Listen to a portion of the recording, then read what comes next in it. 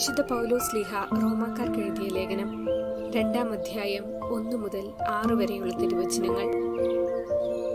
അല്ലയോ മനുഷ്യ, നീ ആരു തന്നെയായാലും മറ്റൊരുവനെ വിധിക്കുമ്പോൾ നിനക്ക് ന്യായീകരണമില്ല.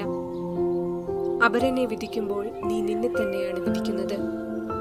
എന്തെന്നാൽ വിധിക്കുന്ന നീയും അതേ കുറ്റങ്ങൾ ചെയ്യുന്നു. അപ്രകാരം പ്രവർത്തിക്കുന്നവരുടെ മേലുള്ള ദൈവത്തിന്റെ വിധി ന്യായയുക്തമാണെന്ന് നമുക്കറിയാം. ഇത്തരം പ്രവൃത്തികൾ ചെയ്യുന്നവരെ വിധിക്കുകയും എന്നാൽ അവ തന്നെ പ്രവർത്തിക്കുകയും ചെയ്യുന്ന മനുഷ്യ, ദൈവത്തിന്റെ വിധിയിൽ നിന്നൊഴിഞ്ഞു മാറാൻ സാധിക്കുമെന്ന് നീ വിചാരിക്കുന്നുവോ? അതോ അവിടുത്തെ നിസ്സീമമായ കരുണയും സഹിഷ്ണുതയും ക്ഷമയും നീ നിസ്സാരമാക്കുകയാണോ ചെയ്യുന്നത്? നിന്നെ അനുതാപത്തിലേക്ക് നയിക്കുകയാണ് ദൈവത്തിന്റെ കരുണയുടെ ലക്ഷ്യമെന്ന് നീ അറിയുന്നില്ലേ? എന്നാൽ ദൈവത്തിന്റെ നീതിയുക്തമായ വിധി വെളിപ്പെടുന്ന ക്രോധത്തിന്റെ ദിനത്തിലേക്ക് നീ നിന്റെ കഠിനവും അനുതാപരഹിതവുമായ ഹൃദയം നിമിത്തം നിനക്കു തന്നെ ക്രോധം സംഭരിച്ചു വയ്ക്കുകയാണ്. ഓർമ്മിക്കുക, തിരുസഭ ഇന്ന് വിശുദ്ധ ലോറൻസിന്റെ തിരുനാൾ ആഘോഷിക്കുന്നു. പുരാതന റോമൻ സഭയിൽ ഏറ്റവും അധികം ആദരിക്കപ്പെട്ടിരുന്ന വിശുദ്ധന്മാരിൽ ഒരാളായിരുന്നു യുവ ഡീക്കനും ധീരരക്തസാക്ഷിയുമായിരുന്ന വിശുദ്ധ ലോറൻസ്. വിശുദ്ധന്മാരായ പത്രോസിന്റെയും പൗലോസിന്റെയും തിരുനാളുകൾക്കു ശേഷം ഉന്നത ശ്രേണിയിൽ വരുന്ന ഒരു വിശുദ്ധനാണ് ലോറൻസ്. AD 257 സിക്സ്റ്റസ് രണ്ടാമൻ മാർപ്പാപ്പയായ ശേഷം ലോറൻസിന് ഡീക്കൻ പട്ടം നൽകി. അദ്ദേഹം മാർപ്പാപ്പയുടെ ദിവ്യബലിയിൽ ശുശ്രൂഷയായി സേവനം ചെയ്തു പോന്നു. സഭയുടെ സ്വത്തെല്ലാം കൈകാര്യം ചെയ്യുന്നതിന് ലോറൻസിന് അധികാരം കൊടുത്തു. അദ്ദേഹം മാർപ്പാപ്പയുടെ ആർച്ച് ഡീക്കൻ എന്നാണ് അറിയപ്പെട്ടിരുന്നത്. അന്നത്തെ ഭരണാധിപനായിരുന്ന വലേരിയൻ ചക്രവർത്തിയുടെ മതപീഡന കാലത്ത് സിക്സ്റ്റസ് രണ്ടാമൻ മാർപ്പാപ്പയെ അറസ്റ്റ് ചെയ്ത് തടവിലാക്കപ്പെട്ടു. അദ്ദേഹത്തെ കൊല്ലുവാൻ കൊലക്കളത്തിലേക്ക് കൊണ്ടുപോകുമ്പോൾ ലോറൻസ് കരഞ്ഞുകൊണ്ട് പിന്നാലെ ചെന്ന് അഭിവാദ്യം ചെയ്തു പറഞ്ഞു: പിതാവേ, അങ്ങയുടെ മകനെ കൂടാതെ അങ്ങ് എവിടേക്കാണ് പോകുന്നത്? അങ്ങയുടെ ശുശ്രൂഷയിൽ എന്നെ കൂടാതെ അങ്ങ് ബലിയർപ്പിച്ചിട്ടില്ല. അങ്ങയെ ഞാൻ അതൃപ്തിപ്പെടുത്തിയിട്ടുണ്ടോ? എന്റെ കൃത്യവിലോഭനത്തിൽ വീഴ്ച വരുത്തിയിട്ടുണ്ടോ? കർത്താവിന്റെ തിരുരക്തം കൈകാര്യം ചെയ്യുവാൻ അങ്ങ് തിരഞ്ഞെടുത്തവൻ അയോഗ്യനാണോ? മകനെ, ഞാൻ നിന്നെ ഉപേക്ഷിക്കുകയില്ല. 3 ദിവസത്തിനകം നീ എന്നെ അനുധാവനം ചെയ്യും. നിന്റെ കൈവശമുള്ള തിരുസഭയുടെ നിധിയെല്ലാം ദരിദ്രർക്ക് ഭാഗിച്ചു കൊടുക്കുക. ലോറൻസ് തന്റെ കൈവശമുണ്ടായിരുന്നവ ദരിദ്രർക്കും വിധവകൾക്കും ഭാഗിച്ചു കൊടുത്തു.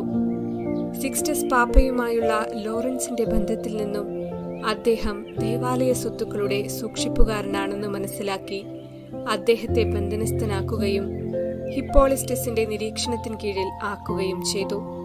അവിടെ വെച്ച് തടവിൽ കഴിയുന്ന ഒരു അന്ധന്റെ അപേക്ഷ പ്രകാരം ലോറൻസിന്റെ പ്രാർത്ഥനയിലൂടെ കാഴ്ച ലഭിക്കുകയും അതുകണ്ട ഹിപ്പോളിസ്റ്റക്സ് ക്രിസ്തുമതം സ്വീകരിക്കുകയും തന്മൂലം രക്തസാക്ഷിയാവുകയും ചെയ്തു.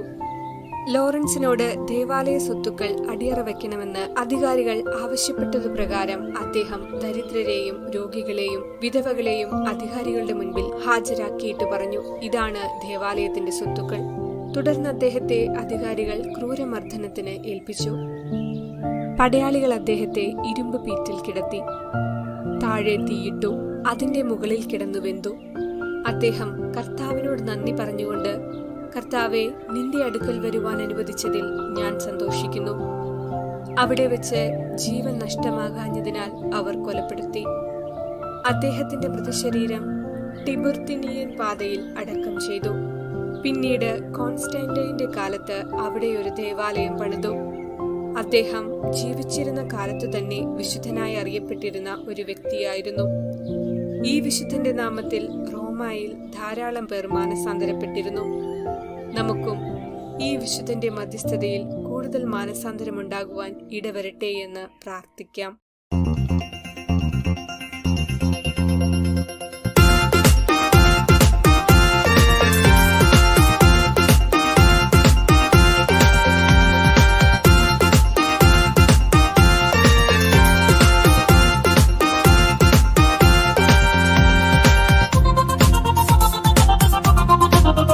കരിപ്പേൽ പള്ളിയിൽ വാഴുന്ന പുണ്യവാള, അങ്ങേ തിരുപാതെ അണഞ്ഞിടുന്നു. നിന്റെ പുണ്യം മാതൃകയെ ഉൾക്കൊള്ളുന്നേ അനവരതം. കരിപ്പേൽ പള്ളിയിൽ വാഴുന്ന പുണ്യവാള, അങ്ങേ തിരുപാതെ അണഞ്ഞിടുന്നു. നിന്റെ പുണ്യം മാതൃകയെ ഉൾക്കൊള്ളുന്നേ അനവരതം. ഞങ്ങൾക്കായെന്നും പ്രാർത്ഥിക്കണേ, ഇടവക മധ്യസ്ഥലോടൻസേ.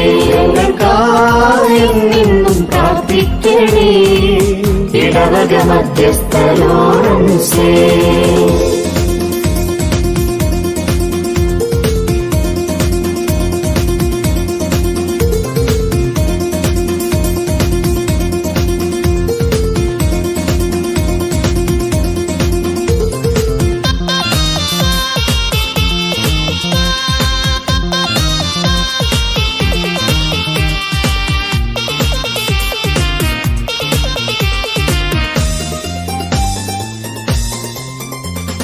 ഘോര പീഡകളേറ്റുവാങ്ങിയും വിശ്വാസത്തിലുറച്ചവനെ, വേദനയിൽ തളർന്നിടാതെ ദൈവസ്നേഹം ഏകിയോനെ. പാപത്തിൽ ഞാൻ അകപ്പെടുമ്പോൾ നിൻ വിശുദ്ധി തേടിടുന്നു. പാപത്തിൽ ഞാൻ അകപ്പെടുമ്പോൾ നിൻ വിശുദ്ധി തേടിടുന്നു. ഞങ്ങൾക്കായെന്നും പ്രാർത്ഥിക്കണേ, ഇടവക മധ്യസ്ഥലോടൻസേ. ഞങ്ങൾക്കായെന്നും പ്രാർത്ഥിക്കണേ, ഇടവക മധ്യസ്ഥലോടൻസേ.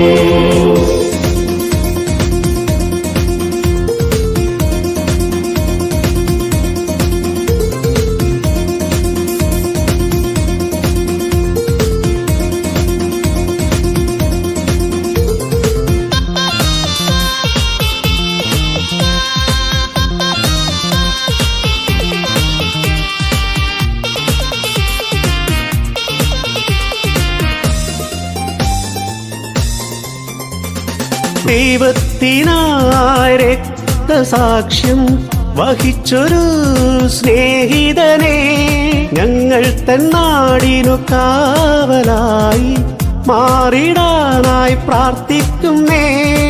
സഹന നേരത്തും മനസ്സിൻ ബലമായി നിന്റെ സാന്നിധ്യം തേടിടുന്നു.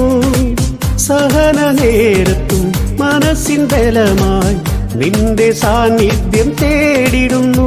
കരിപ്പേൽ പള്ളിയിൽ വാഴുന്ന പുണ്യവാള, അങ്ങേ തിരുപാതെ അണഞ്ഞിടുന്നു. നിന്റെ പുണ്യം മാതൃകയെ ഉൾക്കൊള്ളുന്നേ അനവരതം. ഞങ്ങൾക്കായെന്നും പ്രാർത്ഥിക്കണേ, ഇടവക മധ്യസ്ഥലോടൻസേ. ഞങ്ങൾക്കായെന്നും പ്രാർത്ഥിക്കണേ, ഇടവക മധ്യസ്ഥലോടൻസേ.